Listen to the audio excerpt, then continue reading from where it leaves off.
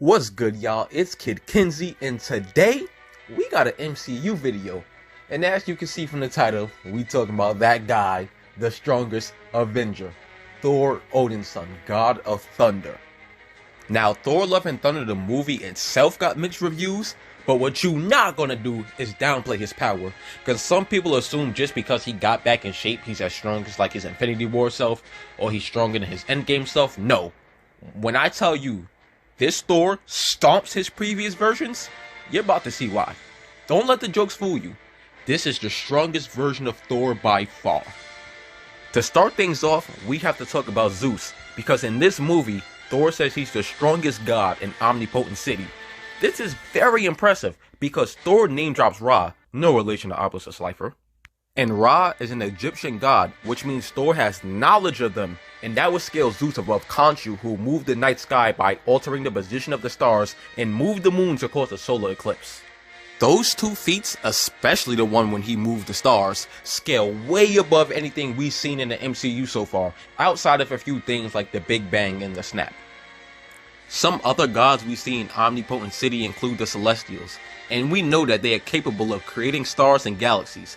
A Celestial simply being born destroys a planet, as we've seen in the Eternals.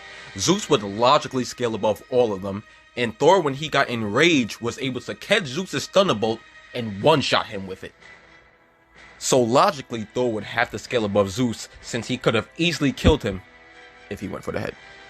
So with this scale, you would have Thor above Zeus, and Zeus is your strongest in Omnipotent City, which includes Egyptian gods and Celestials. So yeah, Thor is really powerful right now. Now yes, I understand, galaxy level Thor seems crazy, but hear me out.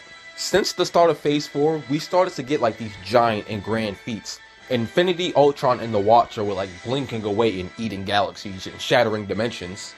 The Celestials can hold galaxies in their hand and are responsible for the Big Bang. The Egyptian gods and Moon Knight are constantly moving celestial bodies and even moving the stars, which is a solar system level feat. So like, the MCU jump in power isn't that crazy. But I fully understand if you think galaxies are highballs, so we could just say star is like a comfortable scale for where Thor should be, especially with some feats I'm about to bring up later on with Gorr. Something else that I think was obvious but not confirmed until recently is the fact that Stormbreaker is now 100% confirmed to be stronger than Mjolnir. The Russo brothers said that Mjolnir wouldn't have been able to survive a blast from all 6 Infinity Stones like Stormbreaker because it's not as powerful. Which means that all the arguments that Stormbreaker only survived because it's made from the same thing as the Infinity Gauntlet is kind of done.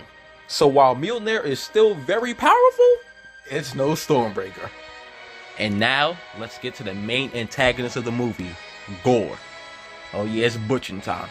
Now, off a rip, it's already stated that Gorr is above Hela. Like, literally, it's stated that he's a step above her in power. But that's not even close to the most impressive thing about him. What's most impressive is he was able to take direct hits from Stormbreaker. You know who wasn't able to do that? Thanos. So when Thor said, "Bring me Thanos," that's because with Stormbreaker, with a direct hit, he can basically essentially one-shot him. The quote, "You should have gone for the head," is quite literally saying that, yeah bro, if you just aim for the head instead of hitting me in my chest to be cocky, you would have killed me. But even Stormbreaker just hitting Thanos in his chest nearly killed him. It brought him to his knees. We see when they meet in Endgame, Thor is able to easily cut off his arm and then easily cut off his head. Now, I know what some people are thinking. If he could just one-shot him, how come he got spanked in Endgame? Well, first of all, you have to hear what I said. I said a direct hit would mortally wound Thanos. Thanos in Endgame was just straight up boxing Thor, like he was just a better fighter at that point. So Thor wasn't able to get a direct hit. But every time Thor did land a direct hit on him with like the sharp part of the axe, Thanos either died or was mortally wounded. So the fact that Gorr was able to take multiple direct hits from Stormbreaker while Thanos couldn't, it kind of means that Gorr was stronger than Thanos. Now I'm sorry, some people don't want to hear that because Thanos was like the big baddie, but this is how things go, man. I'm not just saying because he's a character that appears later on that he has to be stronger than the previous characters. It's the fact that he has the statements that he's clearly above Hela, and he has the feats to prove he's above Thanos. So yes, Gorr's a stepper. And another thing that people sleep on that Gorr did in this movie is that while they were in the Shadow Realm, damn, that's the second Yu-Gi-Oh reference to this video, but he was able to move the sun. Like he quite literally spun the sun around to create more shadows. Gorr's feats are insane, and Thor scales to him. This is why I said star level is the absolute lowest for him.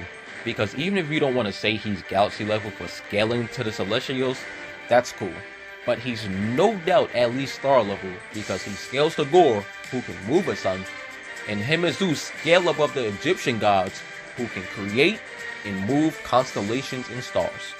As for speed, he should at least be as fast as Jane, and she was able to fly around the world twice in a very, very short amount of time. The on-screen time frame is 8 seconds, which will put this feat massively faster than light. But if you don't like using like on-screen cinematic timing, okay, but even the low ends of this feat are still FTL to relativistic. So yeah, even Thor's speed is insane in this movie. So yeah fam, Thor in Thor Love and Thunder is by far his strongest iteration in the MCU. This video was mainly to prove that he got a lot stronger than before, but like if you would ever like just a Thor scaling video in general where I discuss more of his hacks, his abilities, his other speed and AP feats throughout phases 1 through 3, I'm more than happy to do that.